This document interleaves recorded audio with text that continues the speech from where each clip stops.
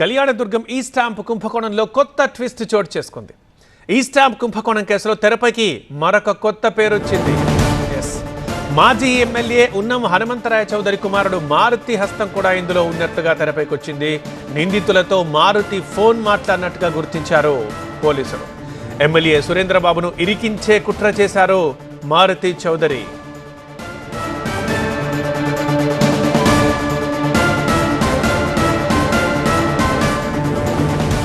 Errappa alias MeeSeva బాబు మరో నిందితుడైన మోహన్ బాబుతో మాజీ ఎమ్మెల్యే కుమారుడు మారుతి చౌదరి ఫోన్లో మాట్లాడినట్లు నిందితుల్ని విచారించగా తేలిందన్నారు కళ్యాణదుర్గం పోలీసులు.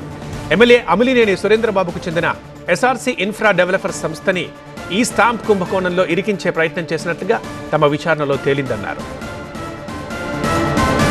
నిందితులు ఎర్రప్ప మోహన్ బాబుల దగ్గర నుంచి ఎస్ఆర్సీ ఇన్ఫ్రా డెవలపర్స్ కు చెందిన ఖాళీ ఈ స్టాంప్ పేపర్లని మాజీ ఎమ్మెల్యే కుమారుడు ఉన్న మారుతి చౌదరి తీసుకున్నారు. ఎర్రప్ప మోహన్ బాబుల్ని మభ్యపెట్టి ఎమ్మెల్యే సురేంద్రబాబుపై తప్పుడు ప్రచారాలు చేయించారని అంటున్నారు Kalyandurg DSP Ravibabu. Unnam Maruti Chowdary son of Hanumantharaya Chowdary వీరికి అనగా మోహన్ బాబుకు అలాగే మీసేవా బాబుకు అప్పుడప్పుడు ఫోన్లు చేసి వారి దగ్గర నుంచి వారిని లోపరుచుకొని వారి దగ్గర నుంచి ఈ స్టాంపు పేపర్లను కూడా తీసుకోవడం జరిగిందని తెలిపినారు. మోహన్ బాబుకు ఆశ చూపించి అతని ద్వారా సుమారు 10 అవకతవకలు జరిగిన ఈ స్టాంప్ పేపర్లను తీసుకున్నారని, అందులో 4 ఎస్ఆర్సీ కంపెనీ అని తెలియజేసినాడు.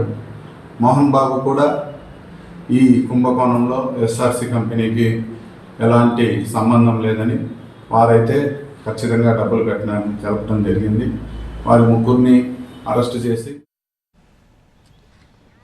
ఈ స్టాంప్ కుంభకోణంలో తనను ఇరికించే కుట్ర చేసిన మారుతి చౌదరిపై పార్టీ అధిష్టానానికి ఫిర్యాదు చేయబోతున్నారు ఎమ్మెల్యే అమిలినేని సురేంద్రబాబు.